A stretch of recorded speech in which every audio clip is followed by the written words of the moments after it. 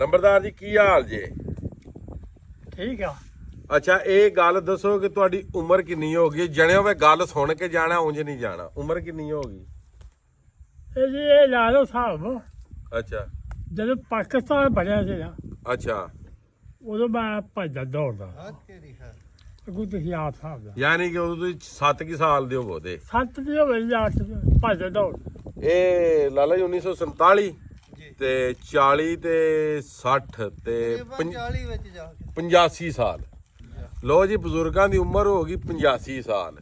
ਤੇ ਲੰਬੜਦਾਰ ਜੀ ਕਿੰਨੀਆਂ ਮੱਝਾਂ ਨੇ? ਕਿਆ ਵਜਾ ਕਿਆ 6 6 2 8 8 ਤੇ ਨਾਵੀਂ ਖੋਤੀ ਨਾਵੀਂ ਖੋਤੀ। ਤੇ ਡੇਲੀ ਇਹਨਾਂ ਵਾਸਤੇ ਤੁਸੀਂ ਪੱਠੇ ਵੱਢਦੇ ਹੋ? ਇਹਦਾ ਡੇਲੀ ਜੀ 12 ਮਹੀਨੇ। ਲੋ ਜੀ 12 ਮਹੀਨੇ ਲੰਬੜਦਾਰ ਹਰੀ ਪੱਠੇ ਵੱਢਦੇ ਨੇ ਤੇ ਲੰਬੜਦਾਰ ਹਰੀ ਜਿਵੇਂ ਟੁਰਨ ਦੇ ਤੇ ਉਹ ਵੀ ਤੁਹਾਨੂੰ ਵਹਾਨੇ ਆ। ਕੈਮਰਾ ਲੈ ਕੇ ਜਨਾਬ ਇੰਜ ਹੋਵੋ ਚੱਲਦਾ ਹੀ।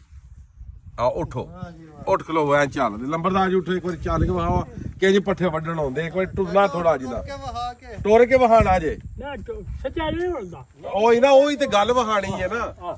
ਇਹ ਪੋਜੀਸ਼ਨ ਹੈ ਜਨਾਬ ਬਾਬੇ ਦੀ। ਬਾਬਾ ਜੀ ਟੁਰੋ ਜੇ ਨਹੀਂ ਟੁਰਦੇ ਹੁੰਦੇ ਉਹ ਸਹੀ ਹੋਣ ਜੀ। ਪਰ ਜਰਾ ਜਾਇਓ ਪਿਛਾਂ ਲਗੇ ਜਾਇਓ। ਤੇ ਇਹ ਬਾਬਾ ਜਨਾਬ ਨਵਾਂ ਡੰਗਰਾਂ ਦੇ ਪੱਠੇ ਵੱਢਦਾ ਤੇ ਅੱਜ ਕੱਲ ਦੇ ਜਿਹੜੇ ਸਾਡੇ ਜੇ ਨੇ ਤਰੋਂ ਜੀ ਆ ਸਾਨੂੰ ਪੱਠੇ ਵਢਾਏ ਨੇ ਜਨਾਬ। ਬਾਬੇ ਦੀ ਮਦਦ ਜਨਾਬ ਸਲਾਮ ਹੈ ਲੰਬੜਦਾਰ ਦੀ ਨੂੰ ਜਨਾਬ। ਇਹ ਅੱਜ ਪੁਰਾਣੀਆਂ ਖੁਰਾਕਾਂ। ਅੱਲਾ ਹਾਫਿਜ਼ ਜੀ।